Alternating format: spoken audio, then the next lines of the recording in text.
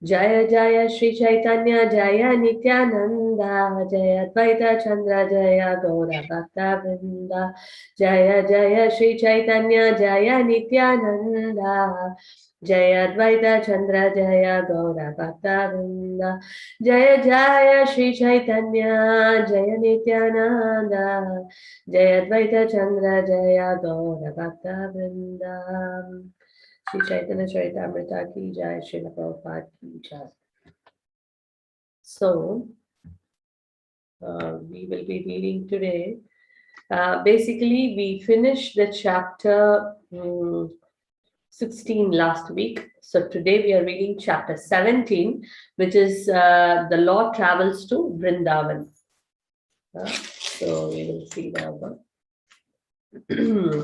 This is a very, very beautiful chapter with a lot of amazing pastimes. In fact, I was thinking that next week can be I mean, it's been a long time we didn't do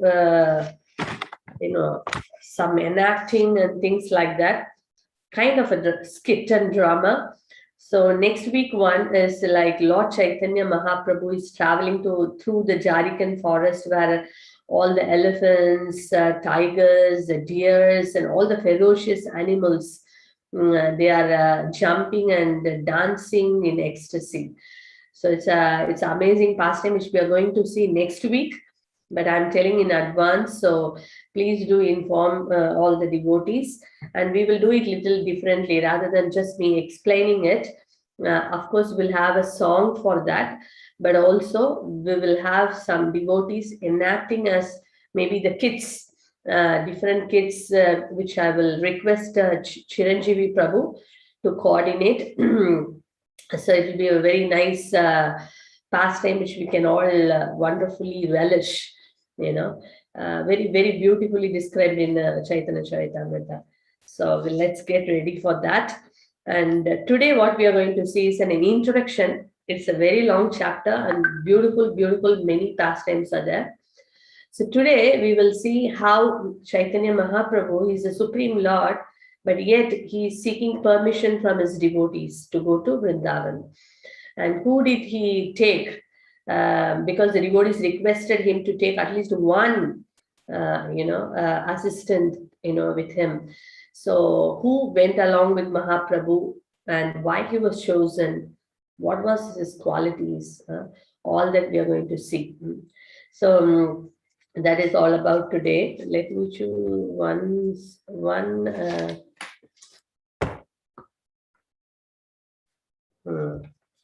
So I'll read one verse and then we will go further. So this is chapter 17, verse 1. Let me share that one with all of you.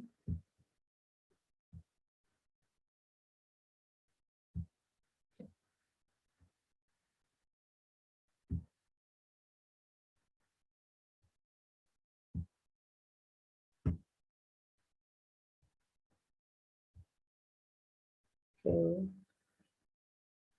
Can you see? Oh, I have not shared it.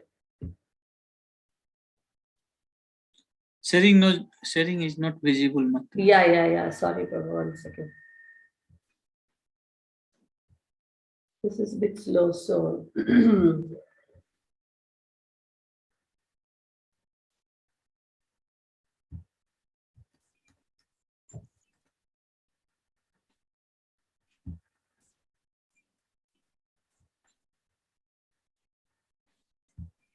okay, I'll just read it straight away. If it is not, if it is taking time, let me. Okay, I'm getting it.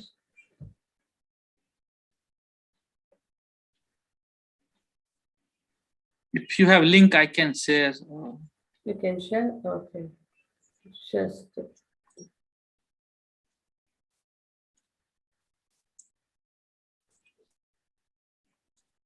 The signal is a bit weak. Yeah, it's coming.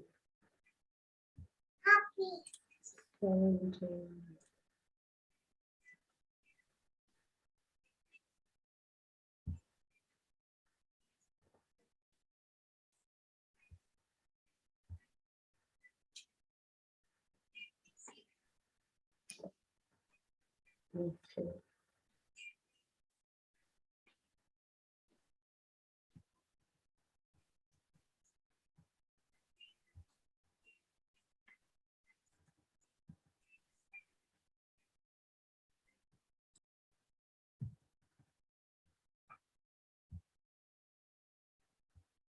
Sorry for the inconvenience. Just give me 1 second.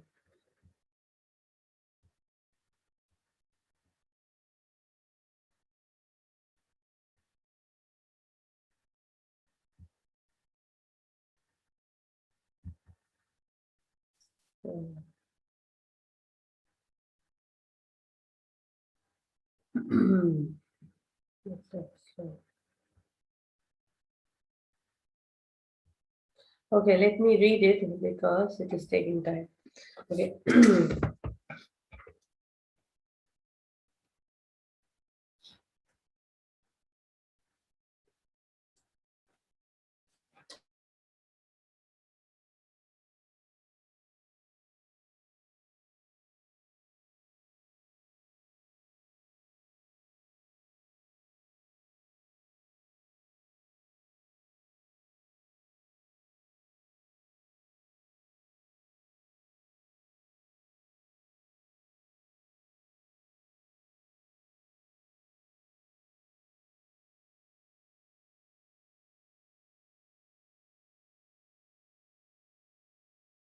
Is it chapter 4 and which text?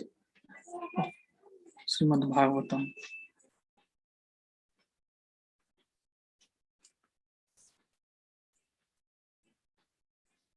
I think Mataji has some connectivity, so connection has dropped.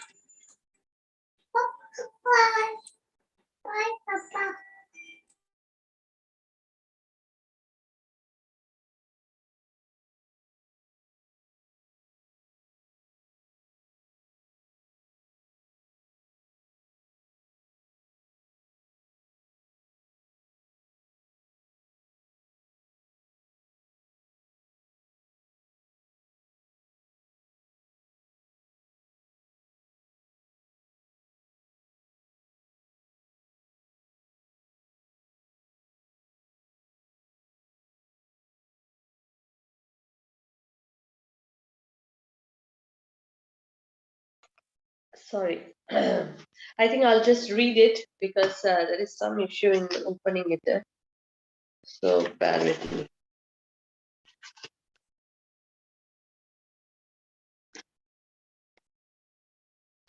Okay.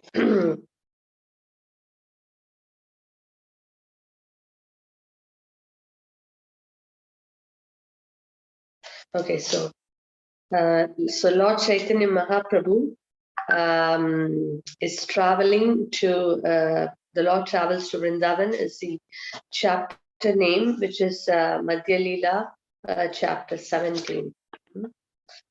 Gachan Vrindavanam Gauro Vyagre Baina Kaganmane Premon Mattan Sahun Nityan Vidade Krishna Jalpinam.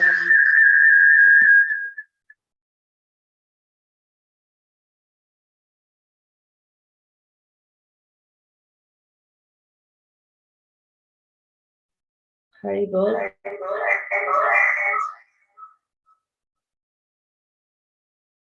Somehow it was echoing. It's okay. All right. Mataji, which canto it is? Chapter 17, Madhya Leela, chapter 17. Madhya Leela, chapter 17. Means in canto, which canto it is out of 12? There is no canto. It's like Chaitanya Charitamrita, Veda base. I think I can. Okay, got it. Uh, Chapter 17, Madhya Leela. Okay.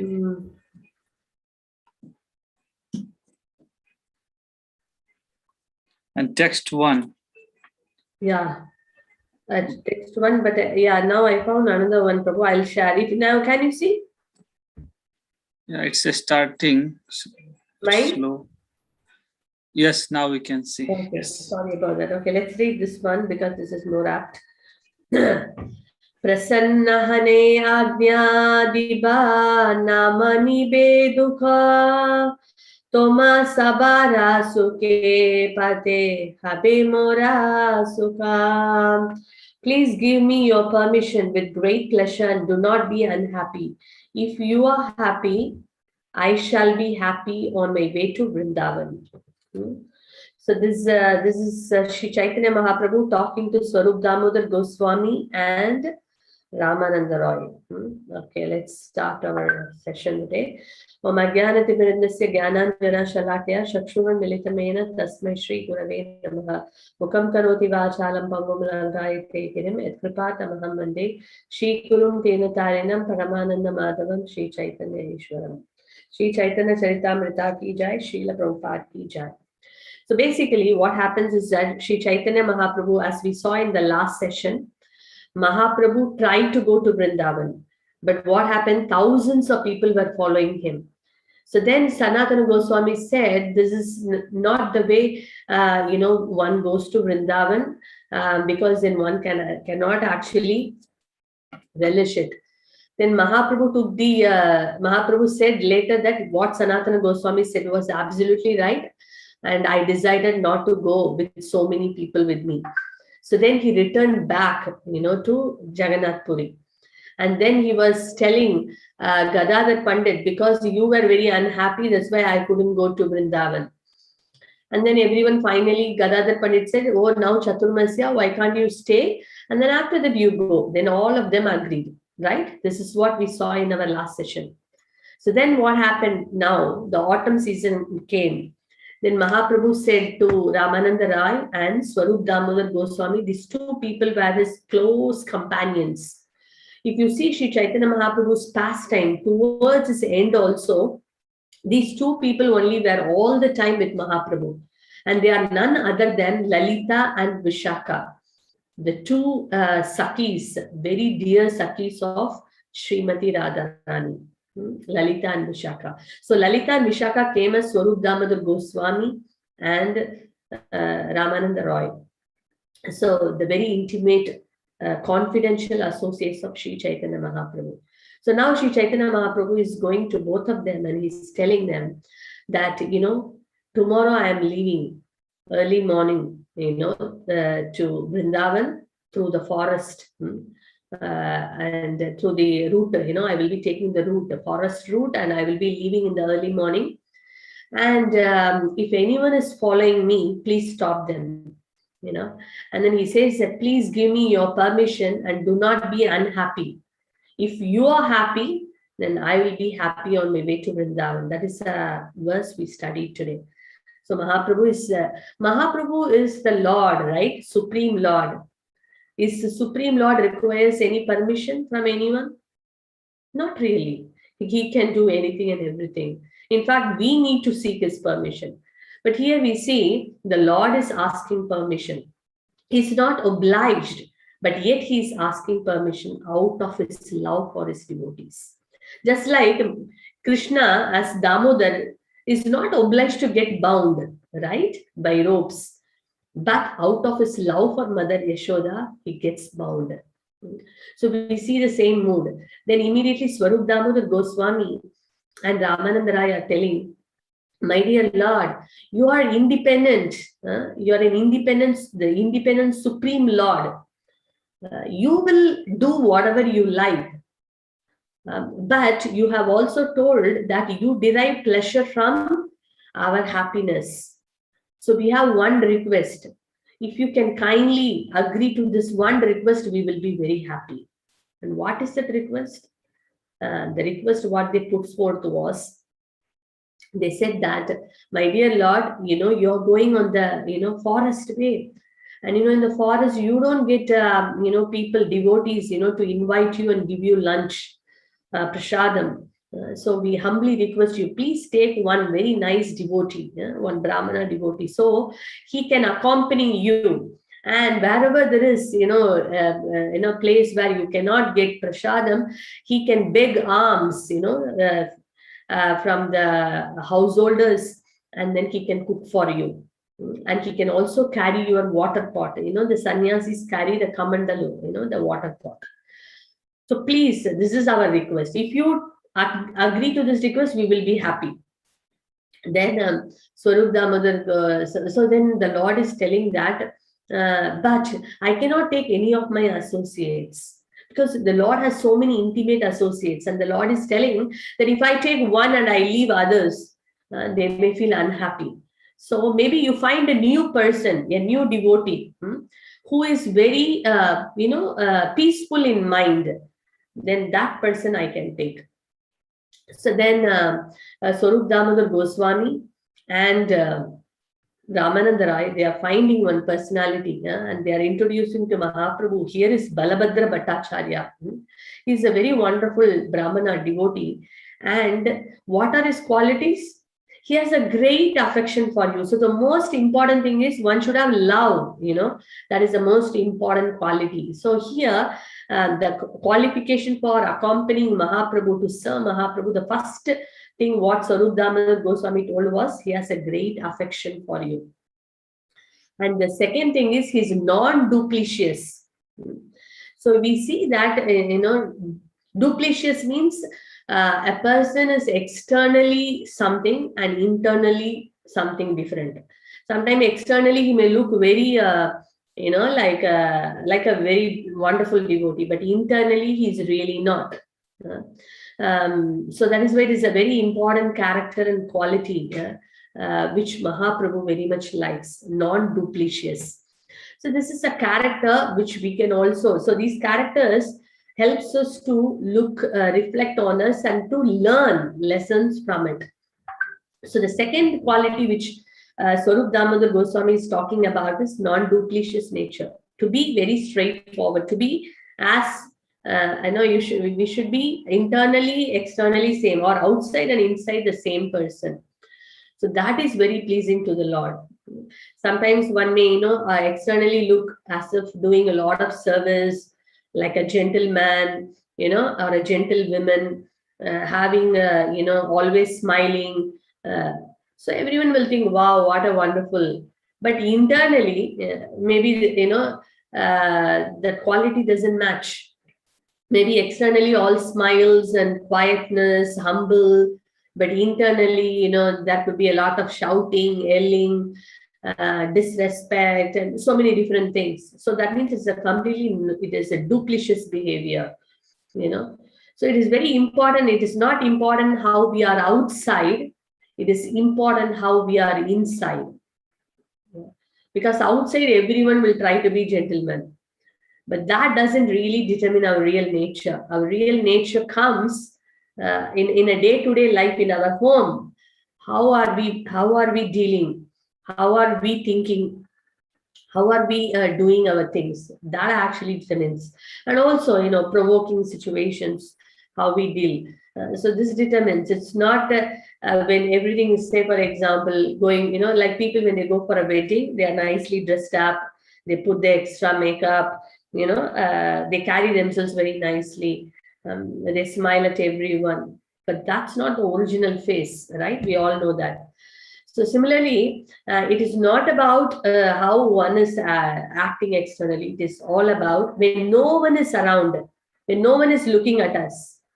How are we carrying ourselves at our home? Very simple, because in the house, no one looks at us. Nobody is watching.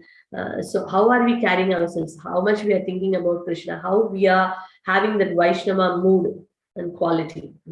So that determines. So non-duplicious nature is something very much appreciated by Mahaprabhu. And the third, honest, and very honest in sincere, honest behavior. So that was the third quality mentioned. And then he also mentions that he was a scholarly, in the sense he was scriptures, one who is well versed in scriptures, in the sense not as a jnani, but someone who is, who understands what scriptures talking about, what scriptures tell about the Supreme Lord, what is dear to him, the transcendental knowledge basically, which Krishna also very much encouraged. Not in a jnani platform, but the knowledge to perform bhakti. So that is very much appreciated. And then very advanced in Krishna consciousness. The consciousness, the most important thing is consciousness. How one, it is not the activity but it is the consciousness in which one performs an activity. We may do a nice boga offering, but the consciousness, like Vidura also offered boga to the Lord Krishna, and Duryodhana also invited the Lord for boga. I mean, for the boga. But the mentality of Duryodhana was completely different, with ulterior motives. There is no love. It is all selfish motive. But whereas in the case of Vidura, it is completely selfless and full of love. Same activity, but mentality is different. Consciousness is different. One is a very low consciousness, but the other one is very high consciousness.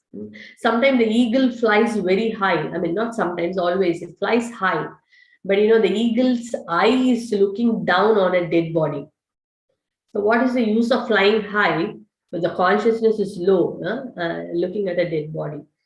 So the point is all about whatever we do, the most important aspect for us to focus is the consciousness. How much are we remembering Krishna? How much our objective is in pleasing the Lord?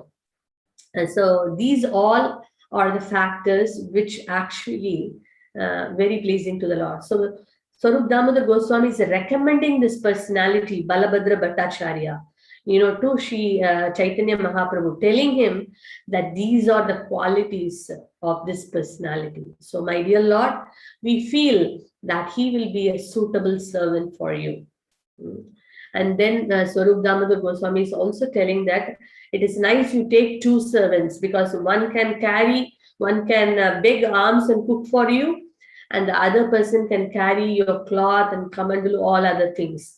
So please do agree for this proposal. And then Mahaprabhu agrees to take these two. But before that, Mahaprabhu says his point, he says that I like to take a devotee who is peaceful in mind. A very important aspect Mahaprabhu says.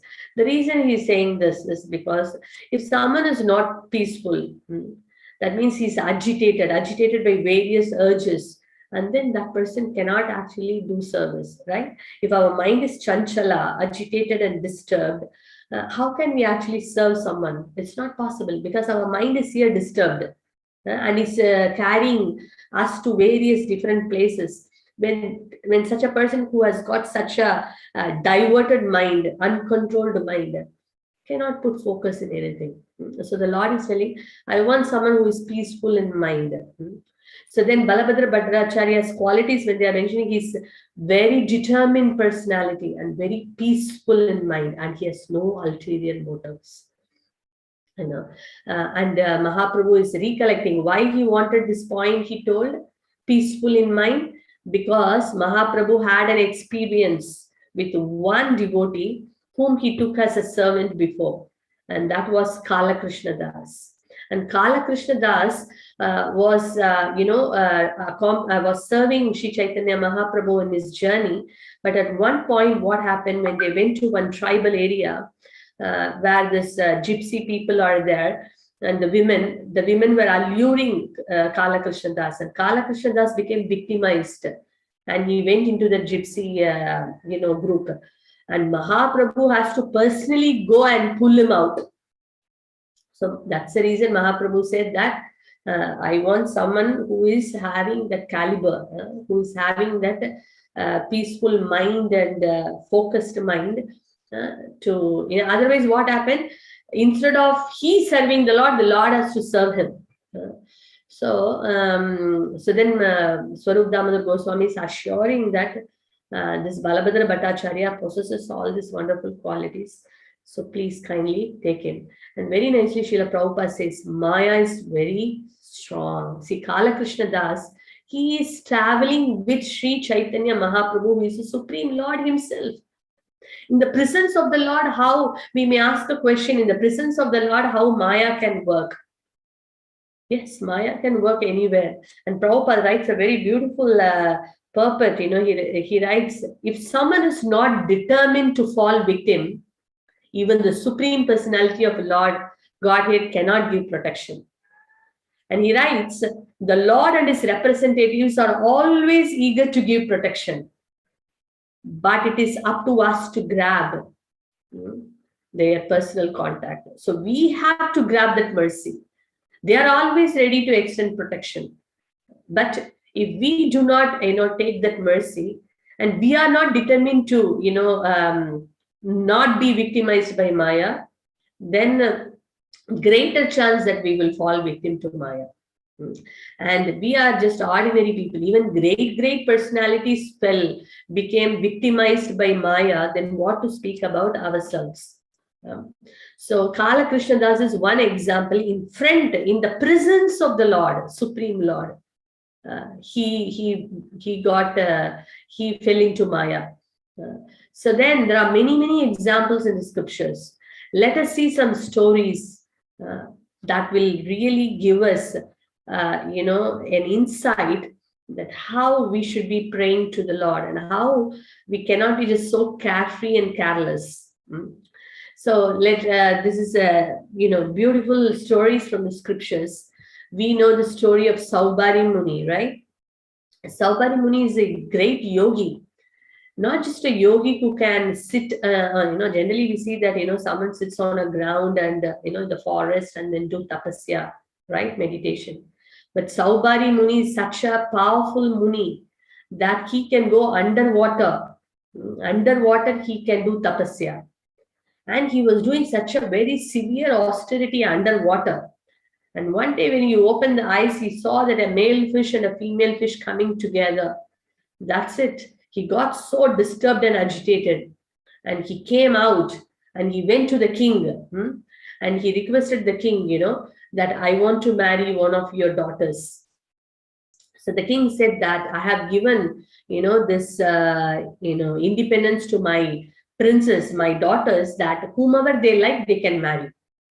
So then Saubhari Muni looked at himself, because he's very old and he's an ascetic, and his whole body is like a kind of, looking very dry and old, and, he can see all the symptoms of a very old personality. Who will like a person like him? So he immediately, by his yogic power, he changed himself to a very beautiful, handsome young man. And then he went to the king. And then the king said, the guard took him inside. And he had 50 daughters, princes.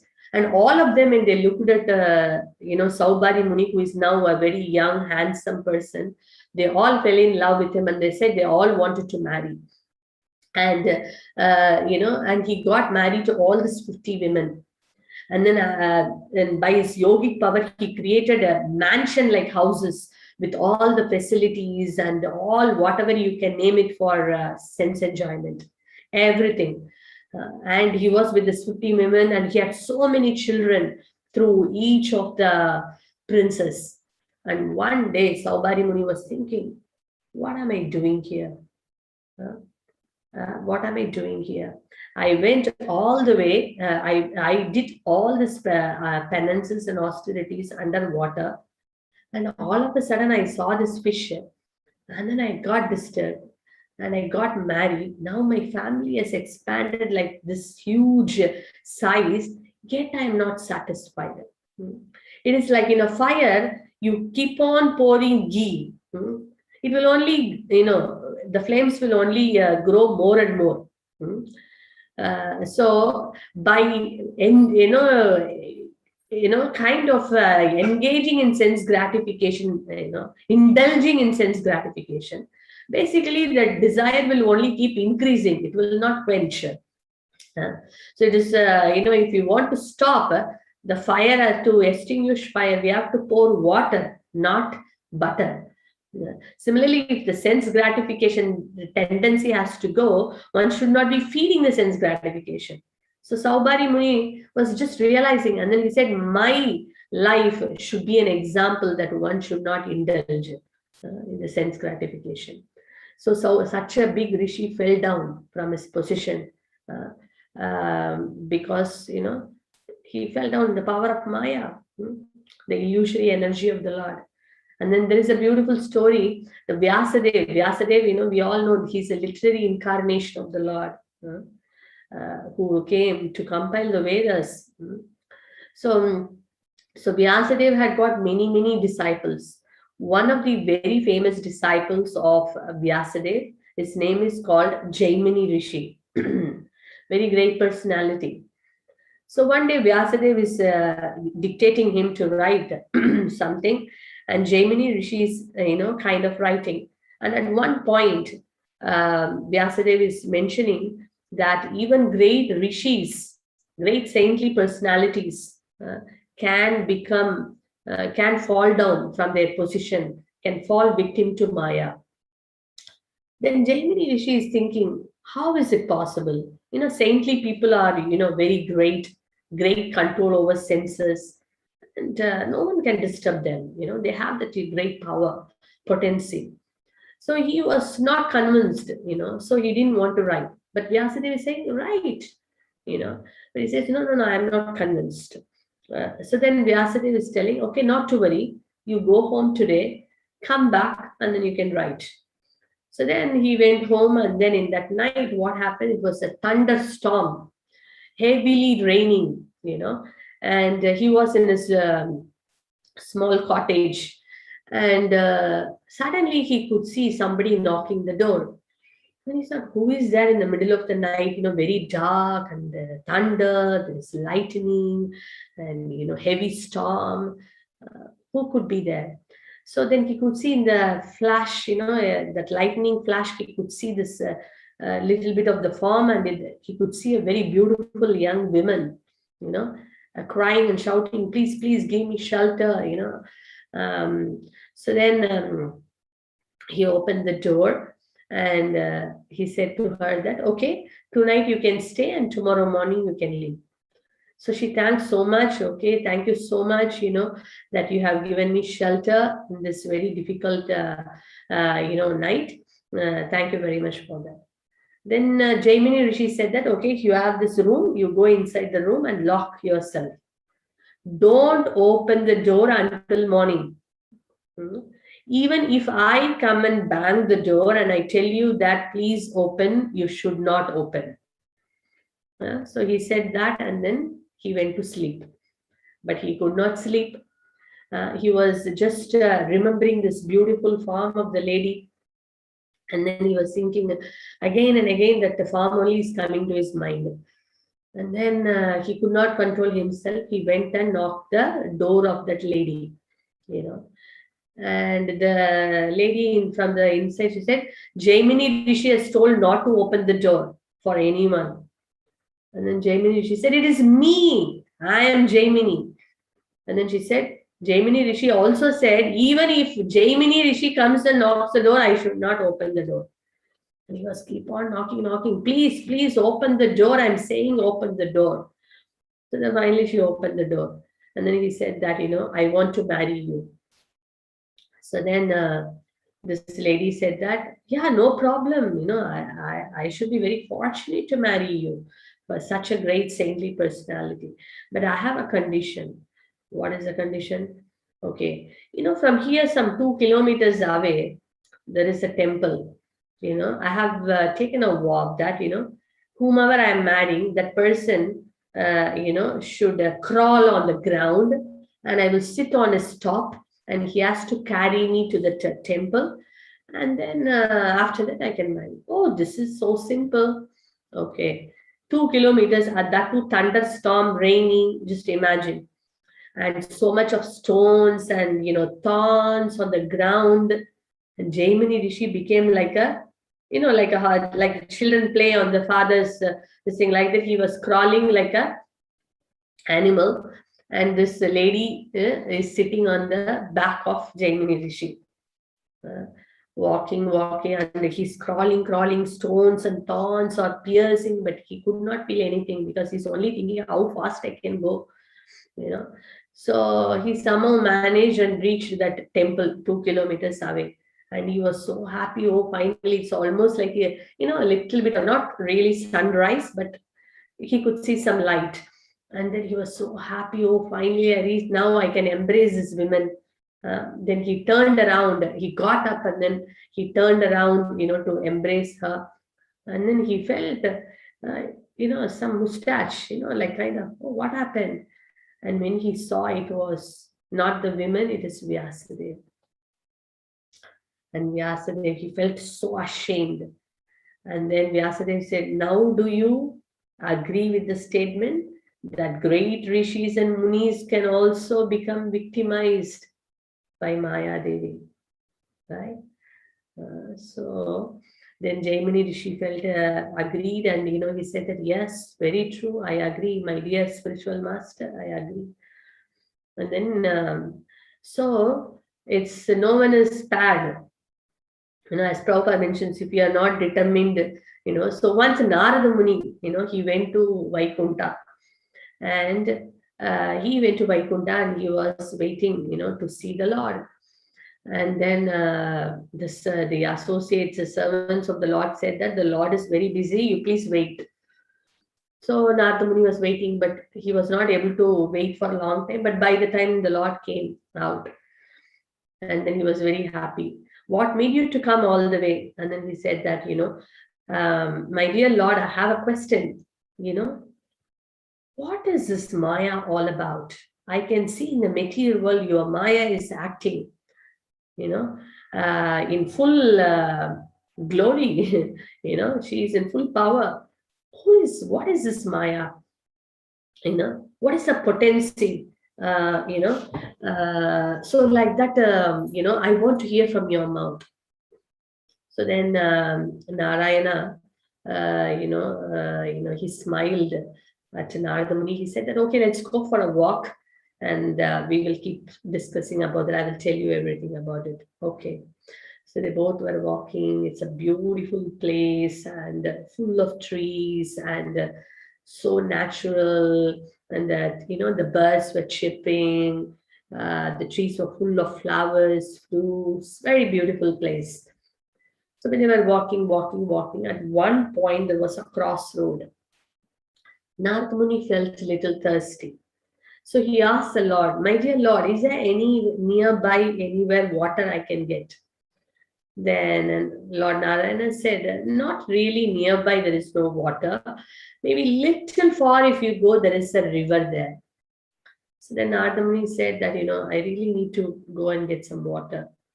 Then Lord Narayana said, no problem. I will wait here. You go to the river, you have some water, and then come back. Okay. So then Narada Muni went. Narada Muni slowly going. And he's going. And then when he saw the river, he bent down to take water, from his hand to drink the water. So that time, someone from behind is calling him, oh, great Rishi Narada Muni, please accept my pranams. He was just turning around and he could see one, the aboriginal person, tribal person there. And then this person is telling, oh, my dear great Rishi, you have come all the way here. Why you have to bend down and take water with so much difficulty? You please come to my home and bless my home. And you can leisurely, nicely sit down and you can take water. I will feel very blessed. Then Narada Muni thought it's not a bad idea because, rather than, struggling and taking water like this, I can go sit down nicely and then I can take. He forgot Lord Narayana is waiting there. And then he went to his house and then he gave a nice place to sit and then he offered him water. So Narada Muni was drinking. And then after that, this man said that, why only water? You have come all the way. I will be very happy if you can take some fruits. And then again, you can have some water too. So then he said that, yeah, that's not a bad idea. We can take some more fruits also. It's good. And then, so the man said, please wait for some 10 minutes. I will go and pluck fresh fruits, for you and come back, and then he told his daughter, I'll be back soon. You can fan the chamara, you can do the chamara so that he feels very cool. You look after him nicely. I'll be there in 10 minutes, shortly. So then this man went. Then after some time, what happened was when this lady is very nicely serving Narada Muni, Narada Muni fell in love with her and he thought, oh, it would be nice, I can marry her. So by the time when this man came, the father, he gave fruits, he had took the fruits and he took some water and then he said, I like to marry your daughter if you are happy. They said, I should be very blessed that a great saintly personality like you will be my son-in-law. That will be a great blessing. Yes, yes, why not? Then he immediately arranged a wedding and then he got married and they were, they had a nice cottage and there. He forgotten totally Lord Narayana. And then over a period of time, the wife gave birth to a child, and happily the family life is going on, and Narayana is waiting there. And then what happened? One fine day, and his cottage has got nearby a river.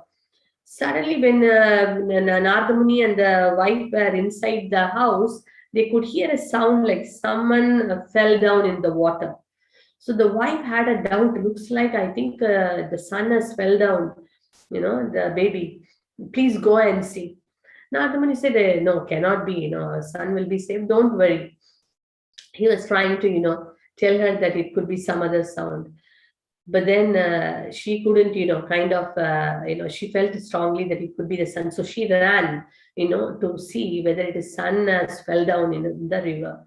And when she went, then Narada Muni heard a second sound of someone, again falling into the river. She thought, oh, maybe my wife has fallen. So he ran now, and he could see that the child and the wife are struggling, fell down in the water and they are struggling, and they are against the wave. They are fighting to come out.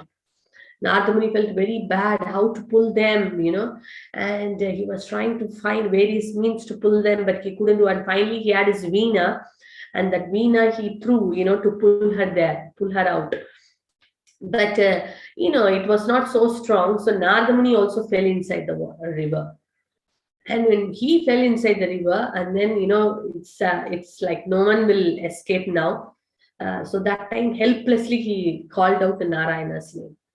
When he called out Narayana's name, he was in the same place when they both were started walking. So now Lord Narayana said, now you know what is my Maya all about, And then the Narada Muni said, yes, yes, now I understand. Who is Maya? What is this Maya all about? So Maya is the energy of the Lord. Krishna's Maya, there are two Maya, Maya is there. One is Yoga Maya and one is Mahamaya. Yoga Maya is the internal potency of the Lord. And she deals with the entire spiritual world. She manages through the internal potency. And when the Lord is coming down in this material world to perform pastimes, Yoga Maya also assist the Lord in his pastimes. Like Arjuna, forgetting Arjuna lamenting, in the beginning of the battlefield, you see that Arjuna sees all the opposite, party. Like he sees his father, grandfather, grandfather and all brothers, cousins, everyone on the opposite side. He becomes very sad and morose. That is actually Yoga Maya. Yoga Maya, they are not affected by Mahamaya. Mahamaya means, Mahamaya affects the conditioned souls. Yoga Maya assists the Lord in his pastimes and his associates, pure devotees. Yoga Maya. Shubhadra is Yoga Maya. Also, in the Yoga Maya itself, there is different categories, the potencies, the internal potency. There is Kladini potency, the pleasure potency, which is Srimati Radharani. There is Sambit potency, Sandhini potency. So three different potencies are there. One is pleasure potency, one is a cognizant potency, one is the knowledge, cognizant knowledge, and one is the existence. So these three potencies come under Yoga Maya. They're all internal potencies, and they help the Lord in his pastimes. They're adding flavor to the pastimes of the Lord. It's not that Arjuna is ignorant and is crying. No. Arjuna is full of knowledge, full of love. But the Lord puts him in that ignorance temporarily so that the Bhagavad Gita can be spoken to the whole world. This knowledge can be reached to the whole. So that kind of Maya or that kind of illusion is done by Yoga Maya, the Lord's internal potency.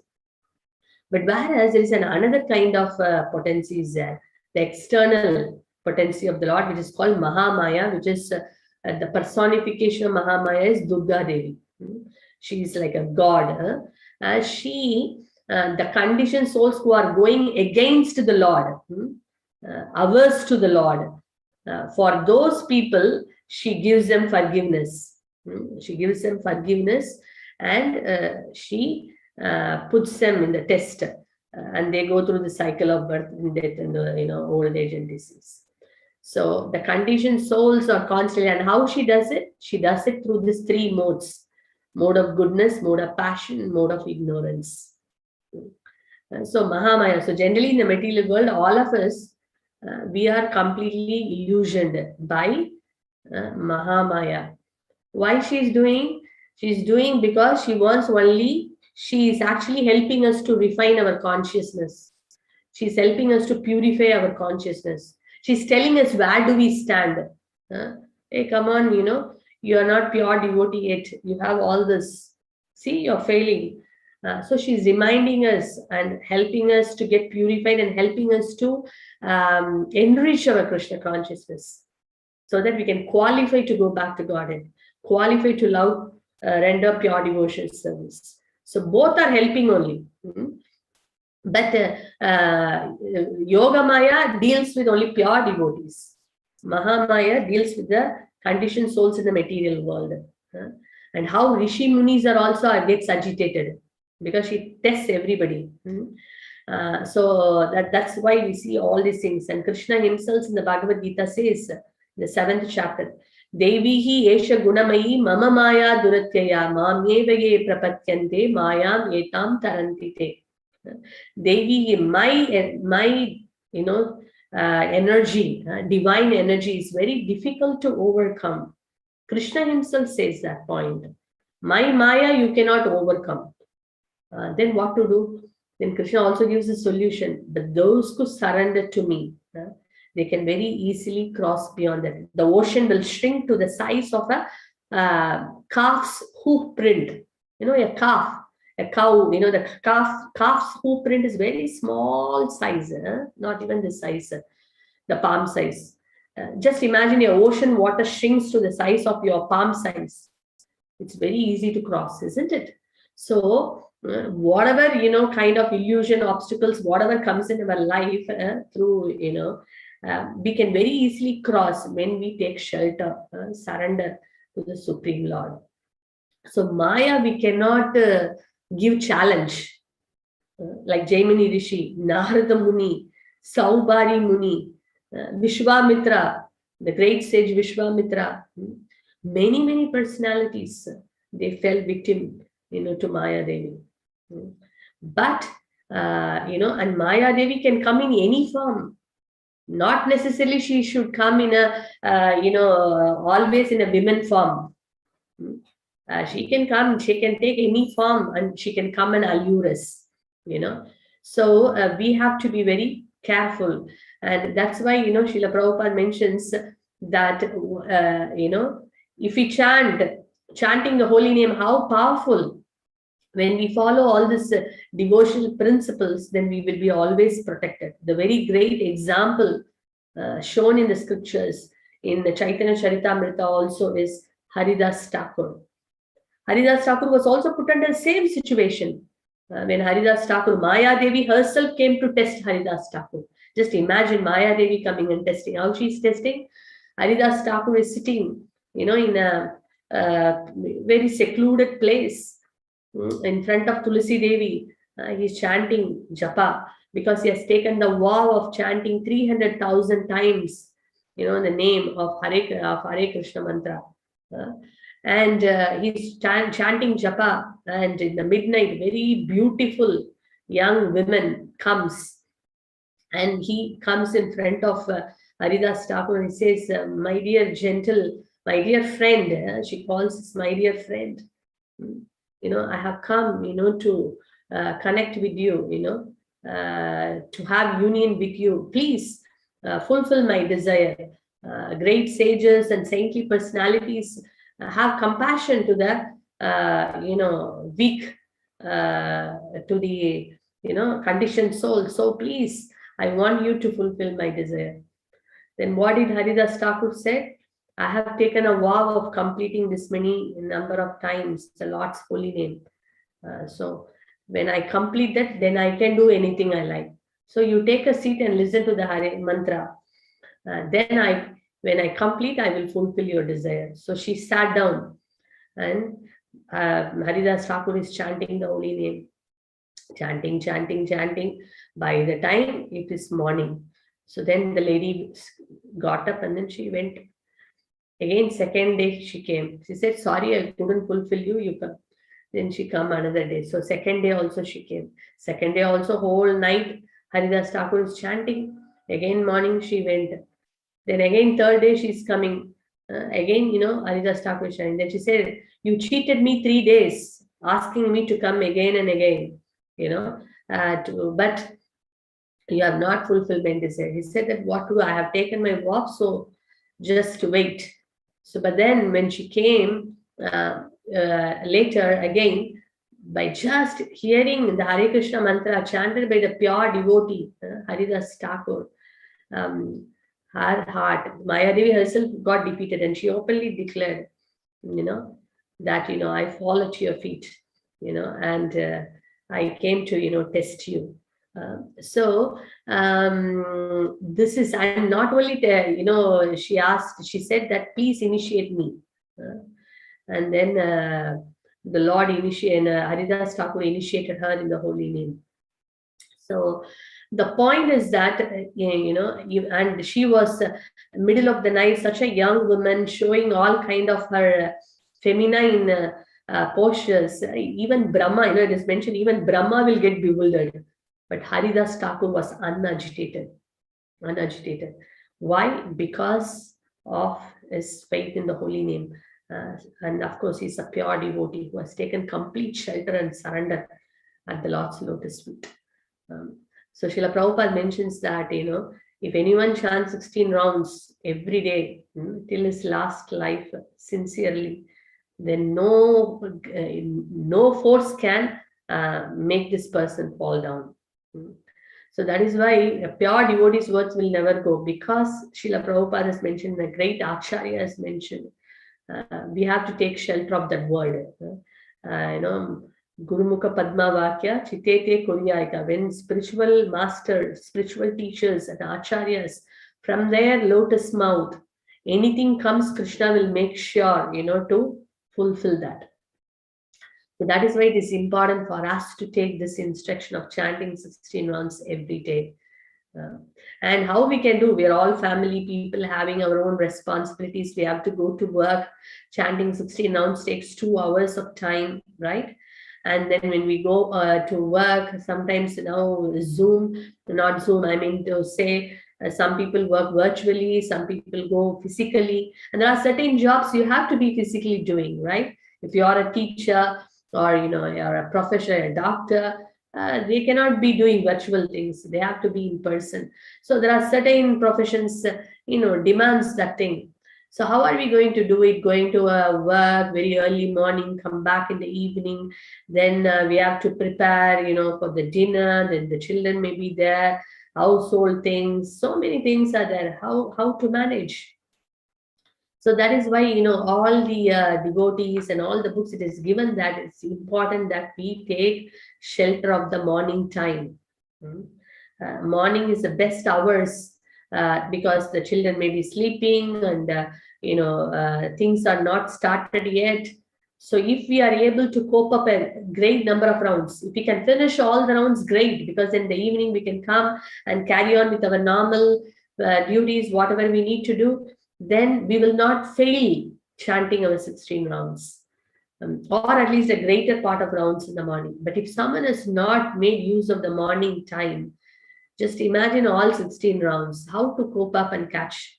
So then we may chant here and there something and thinking so many other things, which is not a very focused chanting, and come back in the evening extremely tired, maybe chant to take the bead bag at 9 o'clock in the night, then that will go till 12 o'clock, and then again the next morning it will disturb. So it's not a very good pattern.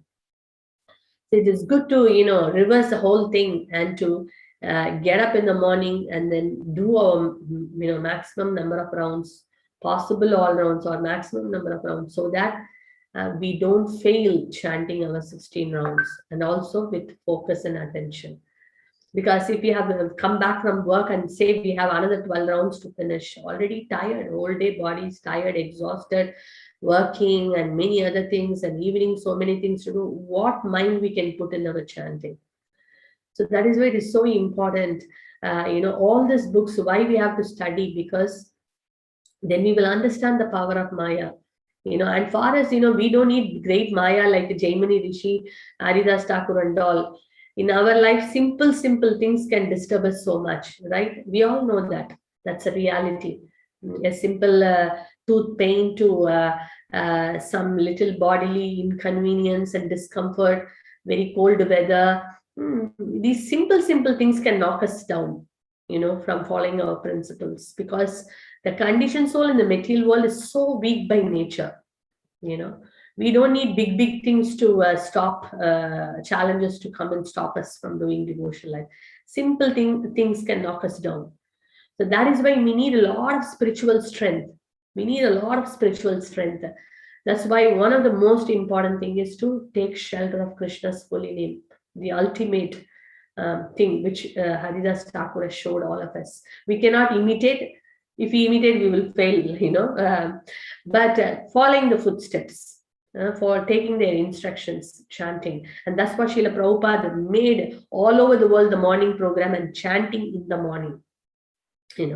So that is why we have the Zoom Japa, so we get so much of inspiration. Oh, so many devotees have come. Okay, let me also, pray to the Lord and get that inspiration so that I can also join. So that is why this kind of, because we have to help each other, to get that strength, to do this. And by this, it is guaranteed that we will be protected from all kinds of disturbances, all kind of Maya's, challenges we can manage.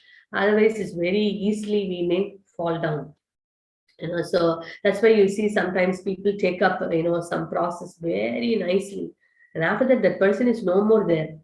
Why? Because they have not stick to that thing. Maybe sometimes they chant, sometimes they don't chant, and then slowly when chanting is dropped, automatically we will lose interest on everything, lose interest in the association, lose interest. Slowly all other things will also become very weak, and then one day we see we are out of the whole process. So it's dangerous. So that is why we have to stick to Krishna's, hold on to Krishna's holy name so tightly. And we have to pray every day to the Lord. My dear Lord, like Srila Prabhupada, he is an Acharya, pure devotee, Mahabhagavat. He told, when his disciples saw Srila Prabhupada was very, kind of absorbed in his prayers, they asked Srila Prabhupada, so Prabhupada, what pastimes you were thinking? You were so absorbed, praying. We'd like to know what you prayed. And then Srila Prabhupada said, I was praying that I should not fall down, that I should never fall down. So that is, if the Acharya is praying, what is our position? Our position is quite, we know ourselves, at least I know about myself. The thing is that's why we need to read more scriptures. Then we will really know what we possess. Whatever we do now, we may speak so wonderful pastimes, we may speak high philosophy, we may be a leader of yatra, whatever. Purely it is mercy. It is only by mercy we are surviving in Krishna consciousness. Otherwise, we don't possess any qualification. That's the truth. So that is why reading scripture is so important. When we read Bhagavad Gita, Srimad Bhagavatam, we really understand we are so unqualified. And that will make us become more grateful for all the mercy that we are receiving. We will understand that, my God, what am I doing? How I should be so grateful and thankful for the mercy of the Lord. How I should grab these opportunities which is just in front of me, which I am not qualified for, which I am unworthy, but yet it has been given to me. So I should really value it. So we will value the association, we will value the devotees, we will value every mercy given by the Lord, we will value the deities, the deity worship, the prasadam, the holy name, the books, the services, everything we will value when we read scriptures. Because when we have that knowledge, when knowledge is absent, we think, okay, I got something, why I didn't get it? We may demand some things.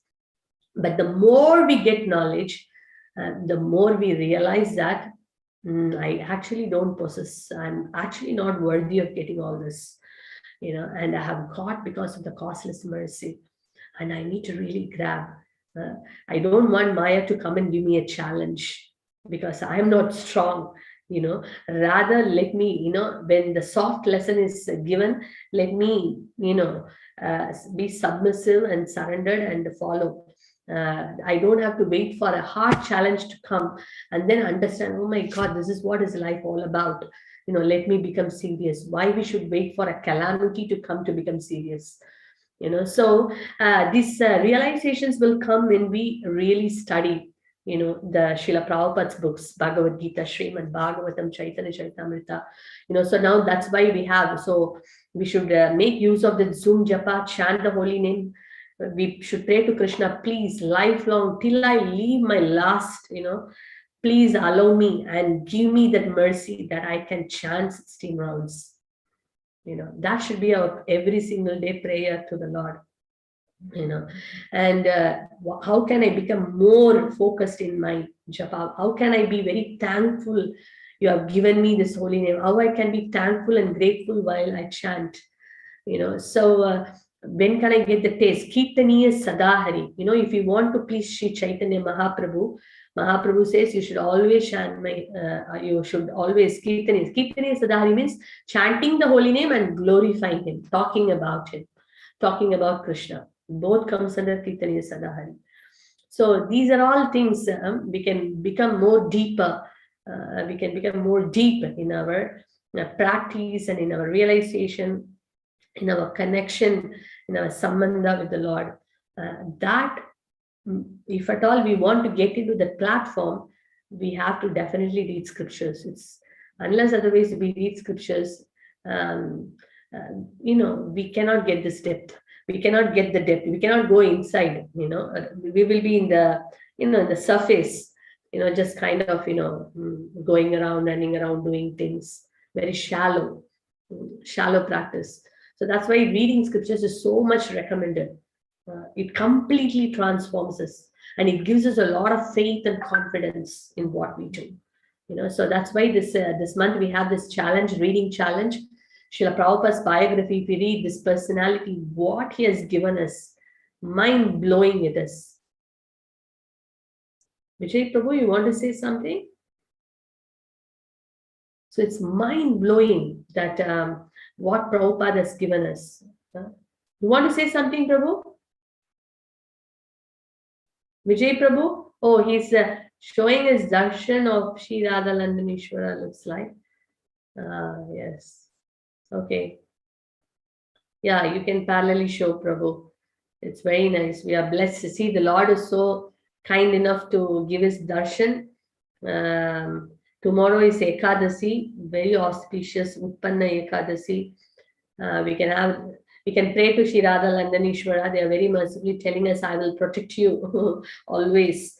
Shri Jagannath Baladev Subhadra Maharani Sudarshan Chakra ki jai, Shri Gauranitai ki jai, Shri Giriraj ki jai. So such a beautiful sign Arti darshan. Yes, thank you very much, Prabhu. Very nice. So let's pray to the Lord that the Lord protects us from all of us, from all Maya's, challenge that we never fall down from our current level. Rather, we progress more and more, in our devotional life, and can truly love Krishna from our heart. That's a goal, to love Krishna from our heart. So it's so nice that we are able to see darshan. So that's why it's very important for us to follow this principle. Shri Radhananeshwar Bhagavan ki jai, Sudarshan ki jai, Giriraj ki jai, Gauri Prabhupada ki jai. So it's so important for us to follow the principles, to protect ourselves from Maya. And one of the very important things which can keep us very lively and this thing is reading a pure devotee's biography, how they have been put in a very testing conditions, and how they dealt it in a very sweet and very wonderful way, very loving way, depending on the mercy of the Lord. So Srila Prabhupada Leela Amrita Challenge, we request all of you who is today, I can see around 55 participants. So if you have not, signed up for this challenge, please put your name down for this. It's a very small book. It's not a very book. Let me show the book. It's just in the table. Srila Prabhupada, by a very small book, medium-sized book. You are ever well-wisher. And it has got, how many pages? Around 350. Yeah. Yes, around 355. And 1 month we have got time to complete this book.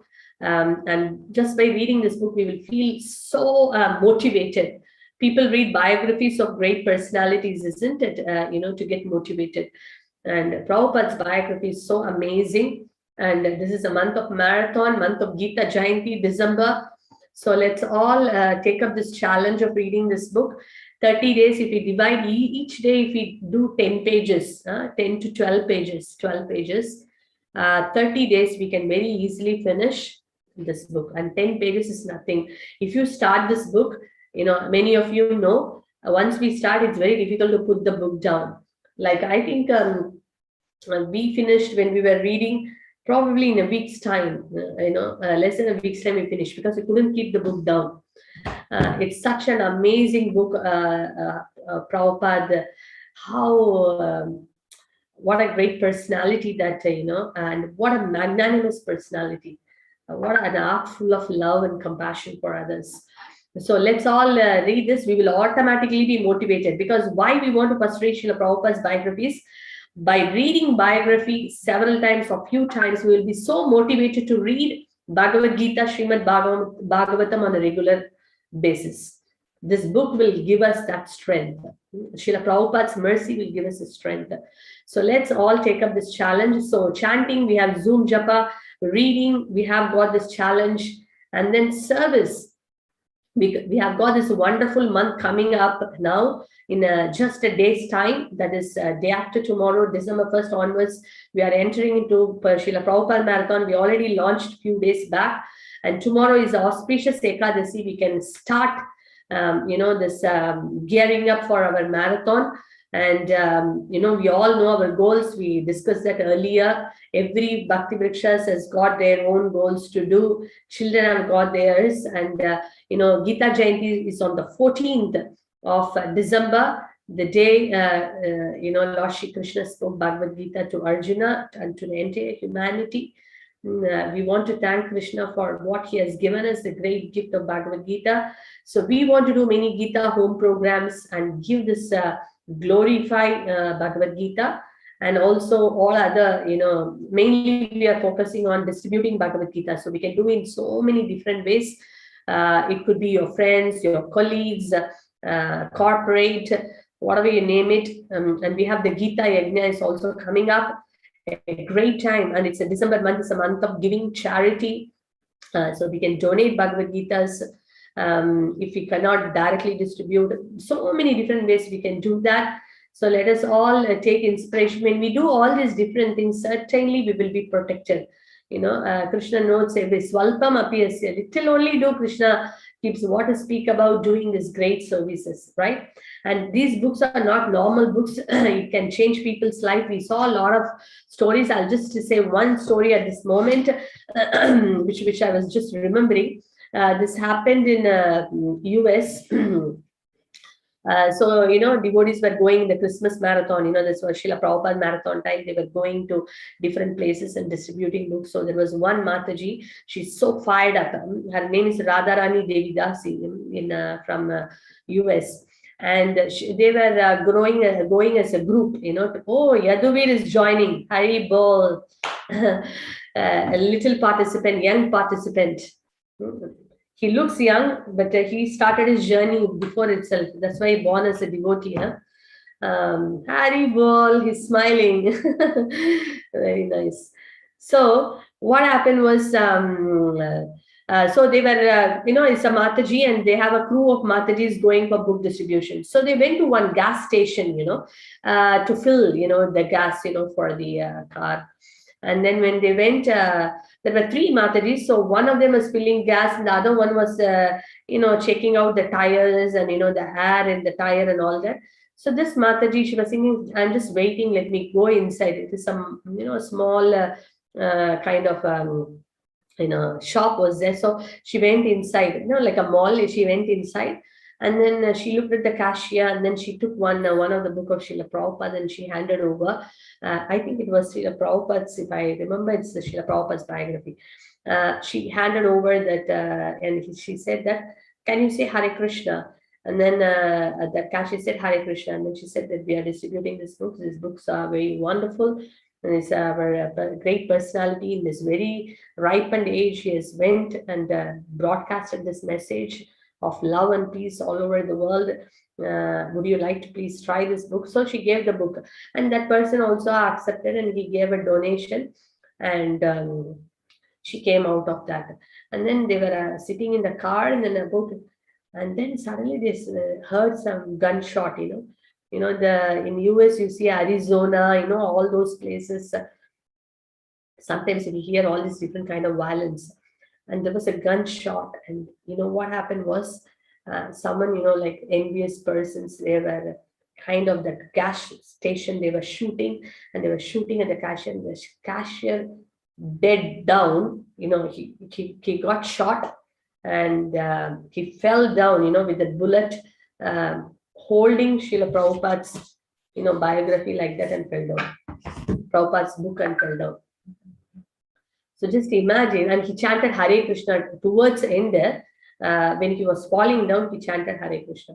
So just imagine, this man is destined to die, and then he is going to leave. But just because of the, intervention of this book distributors, at least before leaving the body, he could chant the holy name, and he could hold, the transcendental book in his hand. This was a true story. So we hear so many stories of real life stories of how book, whether one is living, dying. And this one you all know, very famous one in Mumbai, in the flats, people in apartment, devotees go and knock and then distribute books. So they were going to one of the flat, and they were knocking, and the door was, the person was not opening the door, but the devotee was patiently waiting for a few more moments to see whether anyone is coming out. And suddenly they could see that the door was little open, not fully open, little open. And immediately the devotee, very intelligently, the devotee put that little, opening, he put the book inside, and that was Bhagavad Gita. And from the other side, one hand was, kind of grabbing the Bhagavad Gita and banged the door.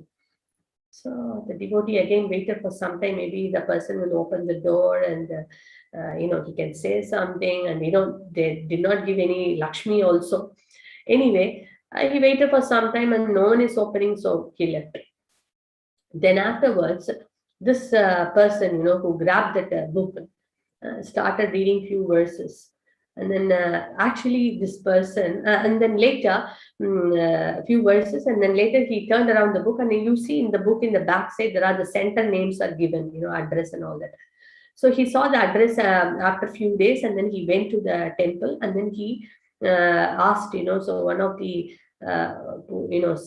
monks from your place came to my place to give the book. Sorry, I couldn't give any donation, because the reason is I was actually trying to commit suicide.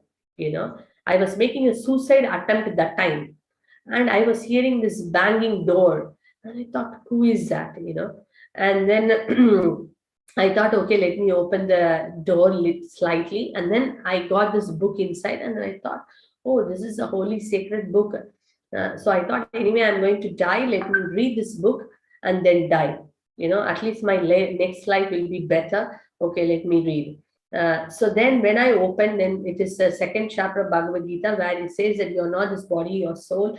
And when I was keep writing, nobody can kill the soul. And I was thinking, oh, what is it all about? I became so curious. And then I started reading, and I started reading, and I started reading, and I felt some hope. I felt there is, I cannot just I cannot end myself, because I am a soul. I cannot end myself. And this is actually, even I may end my body, but by doing like this, I'm not going to be, the soul is not going to, it will go to another body. So why better, I don't want, I want to really know what is happening. I don't want to end my life like this. So I changed my decision. And then when I saw the last page, when I saw the book and turned around, and then I could see the address, I thought I should really thank the person who came and gave this book, which saved my life. And I'm finding some new hope. I want to, attend the sessions and understand what is Bhagavad Gita telling, because we say it is a holy book. What is it telling? Definitely it has got something. The Lord is talking, the Lord is helping. I want to know. So in that way, Bhagavad Gita saved that person's life. So how it's so important for us to take these books and give it to people. It can change anybody's life. I remember, 2 years, it was not last year or a couple of years back, maybe a couple of years or 3 years, I don't remember. So one of the days we went for book distribution, just in Eastern area. And myself and Prabhu, we both, we were going door to door, and then we were doing. And then at one point, we were just, we have to go to another program. So we saw the time, and we said that we have got just only 5 minutes back to go, this side or that side or which side. And then suddenly we thought, okay, we will go this side. There is one door there. We will try that one house and we'll go. So that one house, we went and we knocked the door, and then the husband was there, and then we were talking. We are from India, and few details they shared, and then we took their name and number, and then we came, and then we called them for Bhakti Vriksha. They started coming, and that Mataji started coming, and then later they got transfer. I mean, they got a job offer in US, and they moved. You won't believe that Mataji is now still chanting, and she's attending from US for the last 2 years. She's attending program from US, one of the Bhakti Vriksha programs here. And she started offering, she involves in all different services through Zoom. She joins all programs. And she was so thankful that, this kind of an opportunity has come in her life to be connected to Krishna conscious devotees. So just imagine, there are so many people who are actually waiting, to get connected to Krishna, because the spirit soul is already connected to Krishna. It is just that we want to become instruments in reconnecting them. So we all have a connection already. Mamai Vamso Jiva Loke Jiva Bhuta Sanatana. We are all part and parcel of Krishna. We all love Krishna, but we have forgotten Krishna, like the Narada Muni story. We got into our life, and then we have just completely got entangled, not just one life, many lives. And we have totally forgotten our real constitutional position, our relationship with Krishna. Sometimes we do whatever here and there, but this books actually helps us to reawaken our relationship with the Lord. And by giving this to many people, we are making their life sublime, their life meaningful. Otherwise, you just imagine, people take birth in this world just to grow and have a family, and then leave this world without even knowing who am I, without even loving and knowing, trying to know who is God and his relationship. If someone dies, it's very pathetic, right? Getting human form of life is so rare. And having the human form of life, if you have not understood, or if you have not made an effort to love the Lord or understand our relationship with the Lord, then that life is wasted. So it is good, we are so fortunate that we all got this, and we want to make it more and more sweeter and deeper, and also we want to share that with many more, so that their lives also get, otherwise what is the point? We just come, just have some fun time, and then we leave this world.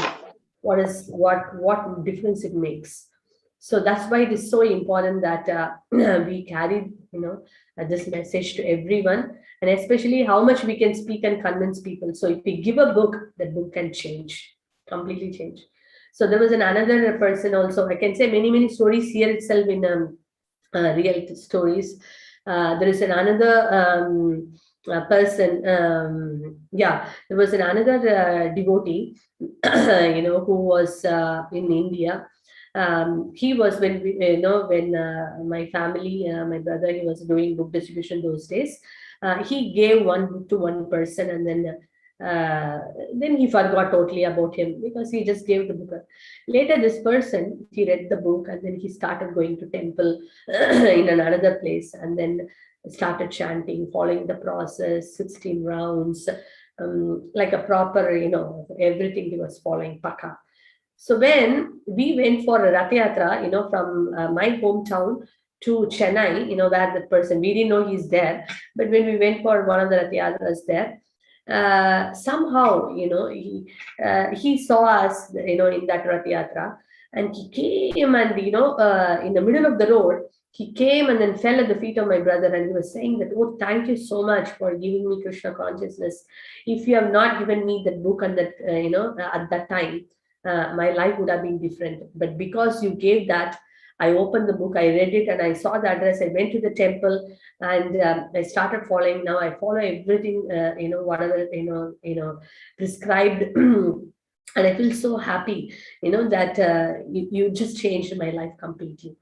And we were like kind of stunned. Oh my God! After so many years, we are seeing, and even how he recognized and came.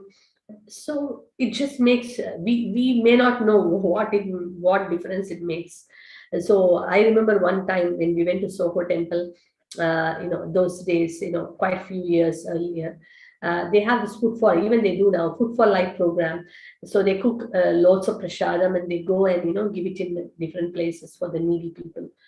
So those days when I was in college, I used to go, evenings for this Food for Life program, and we go with them in a van. They carry this prasadam, so we go with them and we chant the Hare Krishna mantra and then distribute prasadam. So the devotee who was driving the van, I was asking him. He was actually probably from Western background. I don't know which country exactly. I forgot now. And I asked him, Prabhu, you have been doing this service for so long. What inspired you and how you came to Krishna consciousness? And then he told me that, very interestingly, he said that, I was just a normal person going around doing my things and all that. And one day I went to my grandmom's house, and my grandmom has got a library, of so many books. And then when I was just sitting down, I just picked up one book. It looked very colorful. So I picked up the book and then I started reading, and it sounded a little interesting and different things, it mentioned which I've never heard of. Then when I saw the address and it said Tottenham Court Road, our Radhalandaneshwar temple. And then I started coming, and then I saw devotees, and I asked a lot of questions, from the book, what I read. And then it just, I started chanting Hare Krishna. And then I thought I have to do something, for Srila Prabhupada and, for this mercy, what I've got. And then I joined the volunteer for Food for Life. And now I'm driving the van and then, carrying on that service. And he said, this book was in my grandmom's shelf for nearly 11 plus years. No one touched the book. Someone somewhere, book distributor has given, and they came and got it and they put it in the shelf. The grandmom never read it. Father never read it. Mother never read it. But this devotee, when he went, to his grandmom's house, somehow, the Lord inspired him. He picked up the book and then he read and he became a devotee.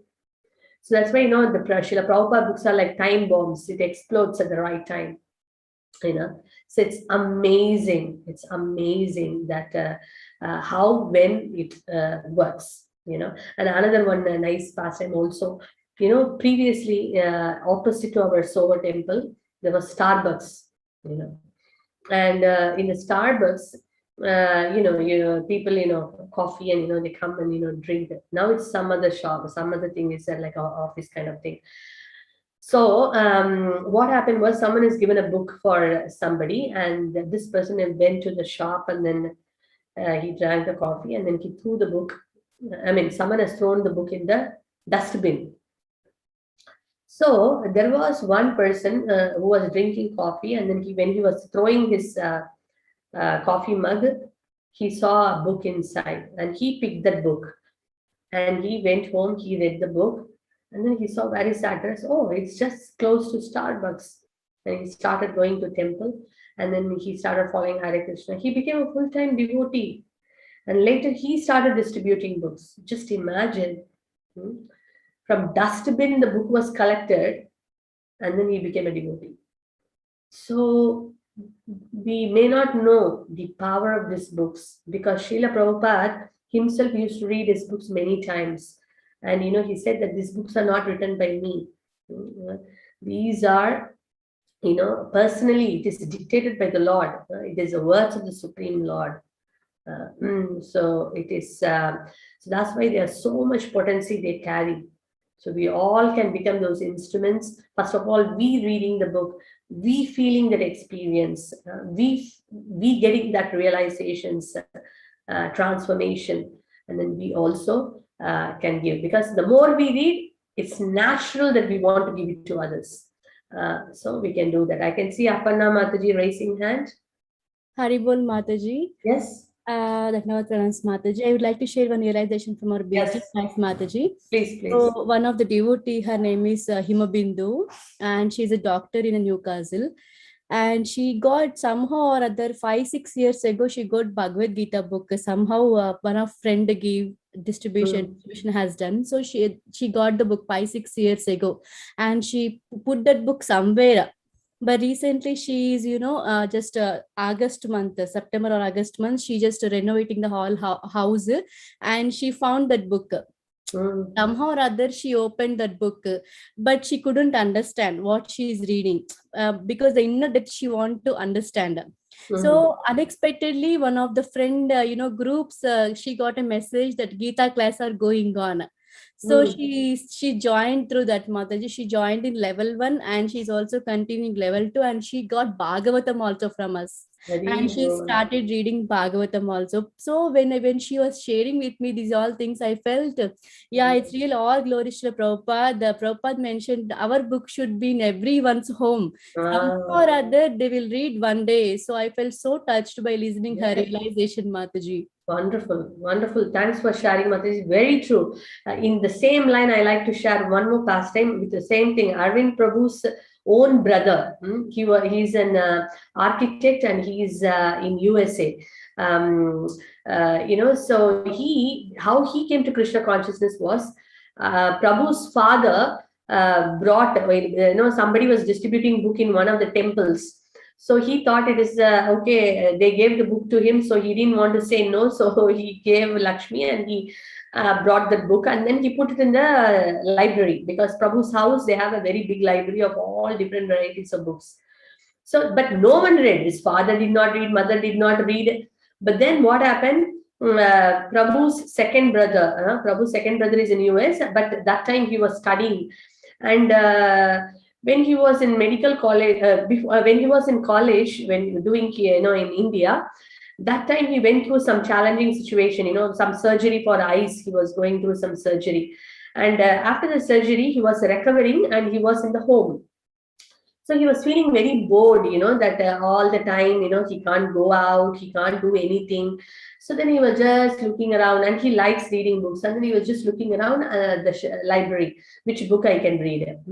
And then he picked up a book, the Bhagavad Gita. And then he started reading the book, in the recovery period.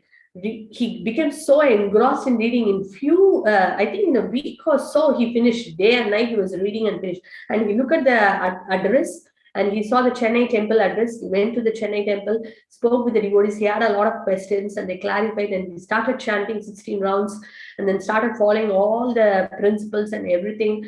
And then later he got initiated also. And then his mom saw that he has completely transformed. The second son has completely transformed in a very good way, in a very constructive way, and seeing that she told my Prabhu, that you please read this Bhagavad Gita. So she was encouraging him to read Bhagavad Gita. And then she herself went to, when she came to Birmingham, when Prabhu was here studying, she went with him to the Birmingham temple and got a copy of Bhagavad Gita and gave in his hands to read. And after Prabhu read, he also got fully, convinced, and then he started chanting and he became a devotee. And then later, she got another book for my first brother, that is her first son. And then he also became a devotee. So all three sons became devotee by reading books, Srila Prabhupada books. It was in the library for a long time. But you see, it at one point, as a time bomb, it exploded. One person started, and it's like everyone picked up. Such is the power of Srila Prabhupada book. Sometimes you may think this person will read or not. Don't worry. Make sure that you give the books in their hand. The book will do the magic. Actually, we are not the doers. Who are we to sell, or who are we to distribute Srila Prabhupada books? What qualification do we have? The book is selling on its own merit. The book is getting distributed on its own merit. We just want to be the instruments. That's all. If we don't want to, someone else will become. But the book will go to the right person. It is Krishna and the pure devotee.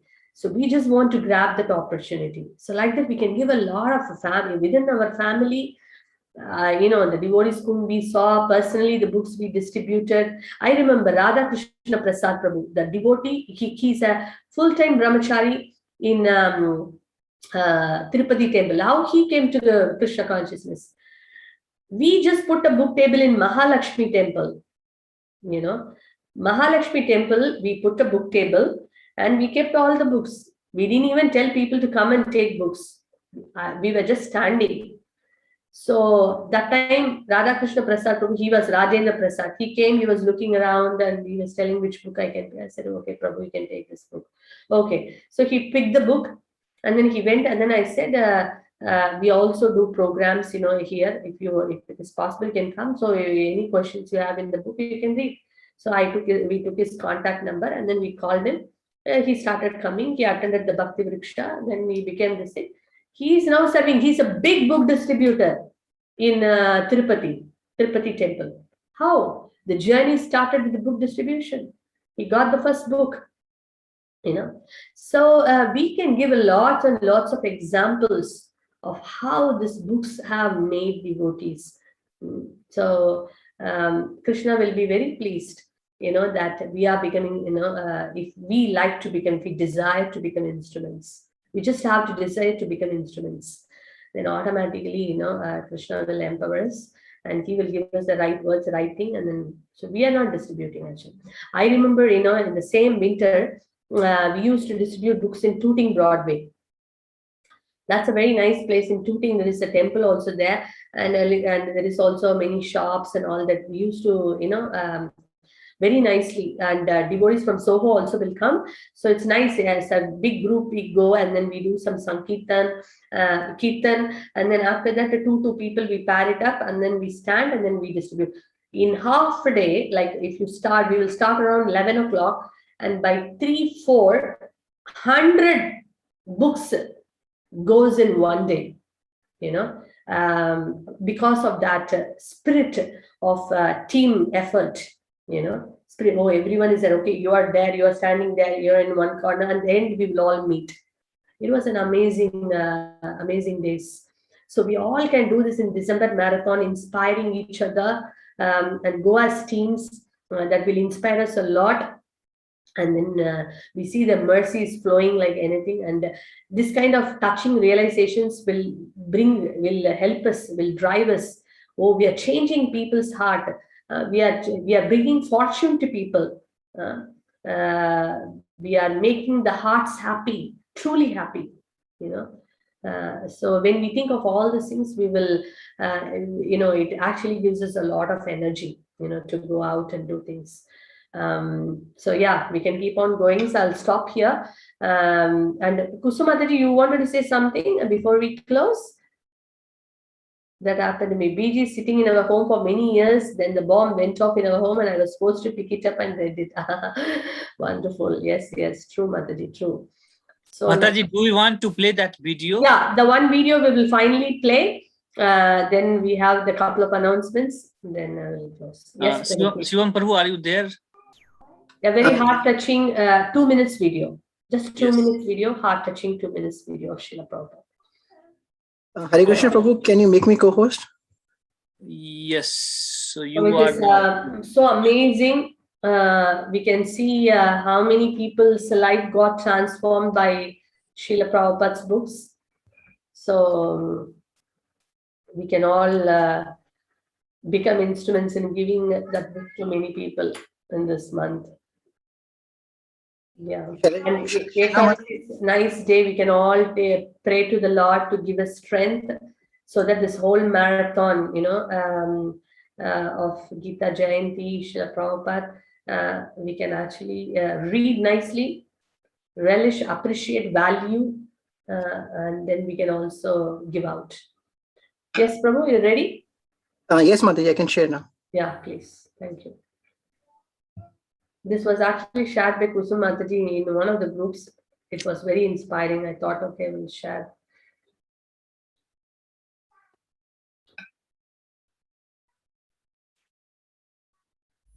Officially, I was initiated in 1933. I was always thinking of Bhakti Siddhanta Saraswati Goswami Maharaj. I wrote him one letter, give me some direct service to you. It will be very kind of. So he replied that letter, you try to preach in English language. This is a memorable day, what he deserved. I am trying little bit and you are all helping me. So I have to thank you more. You are actually representative of my Guru Maharaj. Because you are helping me in executing the order of my Guru Maharaj. Thank you very much.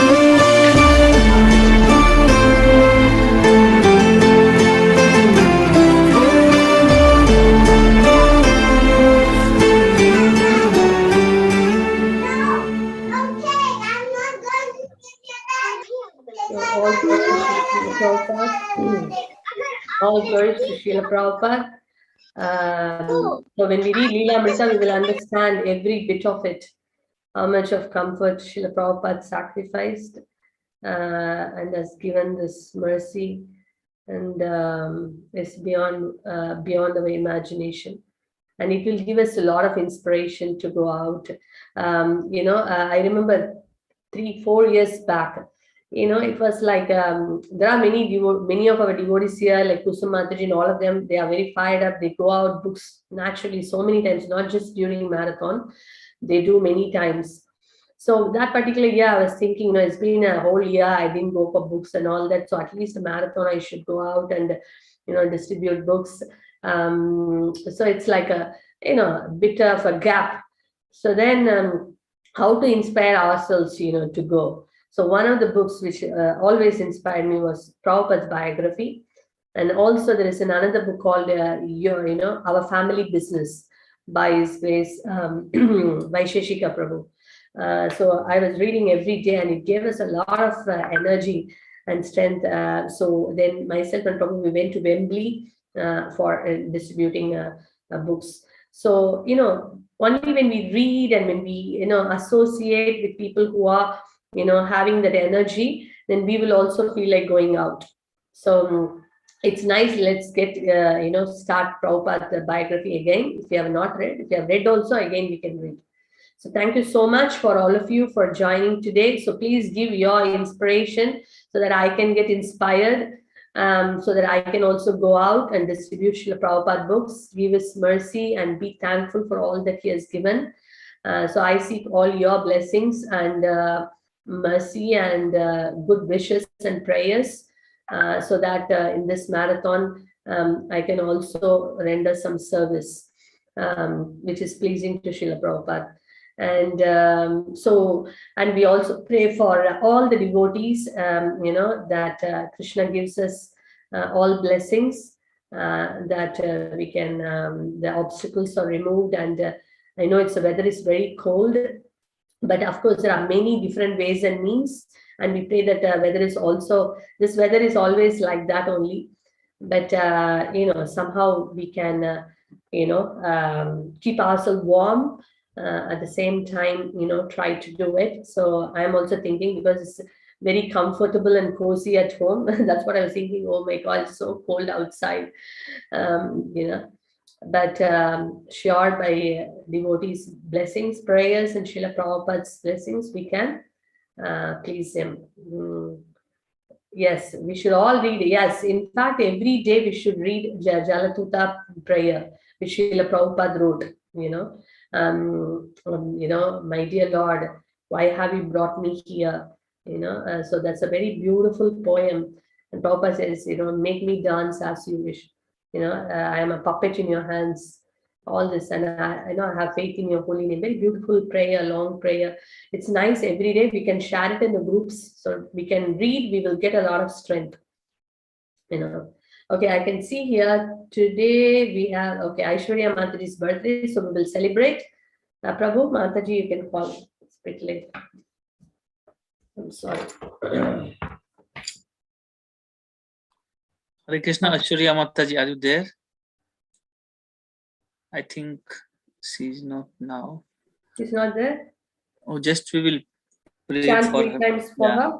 Chant. Okay. So she's doing the kids program, isn't it? Yes, Mataji. Aishwarya Mataji is doing its program, so we thank her for all her service. I can hear that voice. Mataji, are you there? No, I don't think. Okay, so let's chant 3 times for Mataji's well-being, for her good health and long Krishna conscious years in the blissful service of Krishna and Vaishnavas. Hare Krishna, Hare Krishna, Krishna Krishna, Hare Rama, Hare Rama, Rama Rama, Hare Krishna, Hare Krishna, Hare Krishna, Hare Rama, Hare Rama, Krishna, Hare Krishna, Hare Krishna, Krishna Krishna, Hare Hare, Hare Ram, Hare Ram, Rama Rama, Hare Hare. Rama, Hare Rama, Rama Rama, Hare Hare, Hare Krishna, Hare. Prabhu, you have to say something. I'm going down to show Jagannath Darshan. If you have anything to say, you can say. Yeah, just a small announcement, Mataji, that all the new contacts which we got in Damodar month, approximately 464 contacts. So please help your DMP coordinator, or you can say your coordinator from your dham to complete these contacts, because we are losing the time, and deadline was this weekend, but this is Monday also gone, and I think many of the contacts has not been captured in the seat.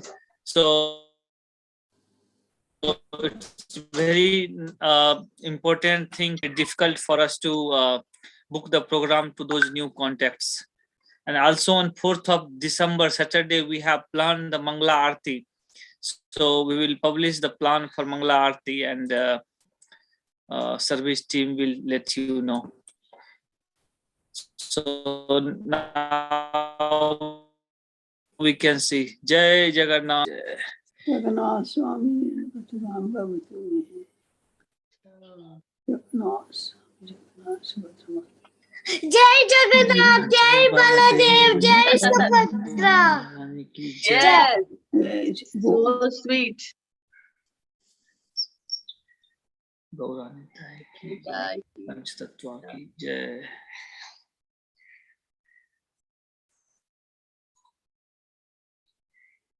Chaturanga. Hari Hari Bol. Till Damodar is there. Hari Bol. Hari Bol. Hari Hari Bol. Jagannath is very happy to see all of you. Very colorful outfit, Mataji. Beautiful outfit. Yeah, colorful. Very happy to see all of you. Jai Jagannath. All the little devotees. Jagannath is very happy to see all of them. Very, very nice. So thank you so much for all of you for joining. And we will all see soon in the morning program. Yes? Okay. Thank you so much. Mataji, I finished 22 pages of the Srila Prabhupada book. Who is speaking now? Purvi. Purvi, very good. How many pages? 22 already. Yes. My God, that's an inspiration. Shall we say 3 big Haribols to Purvi? Haribol!